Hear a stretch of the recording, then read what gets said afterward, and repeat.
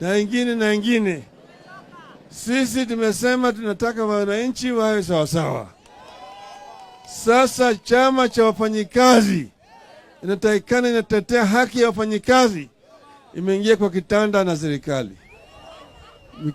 Mkurugenzi wa KOTU ameingia kule kwa serikali, yeye ndiye anasifu serikali, nafanya kazi mzuri, watu wazimie wakubali walishindwa, waache bwana Ruto atawale na kadhalika.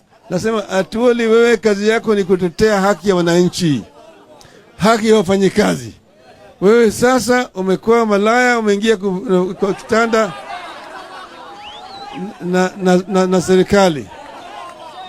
Wewe sasa hufai hata uwe kiongozi wa wafanyikazi. Wewe sasa hufai uwe kiongozi wa wafanyikazi.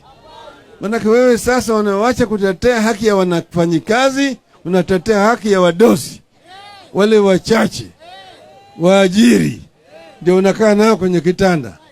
Sasa sisi Azimio tumesema tutachukua sasa jukumu ile ambayo Atuli angechukua.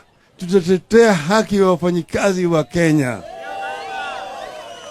wale watu wadogo ambao walisema ati wale mahasra, mama mboga, jua kali, bodaboda na kadhalika. Sasa jamaa wamewacha yale yote, ili ahadi walipatia wa Kenya wamekiuka. Sasa wao ndio wamekuwa sasa wananyanyasa wa Kenya.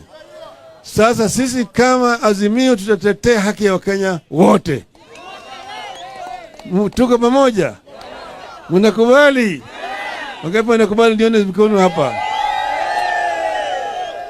Nimeleta salamu kutoka kwa Mheshimiwa Kalonzo Musyoka, mnapokea? Martha Karua, mnapokea? Bwana Wajakoya, mnapokea? Bwana Paranya, mnapokea?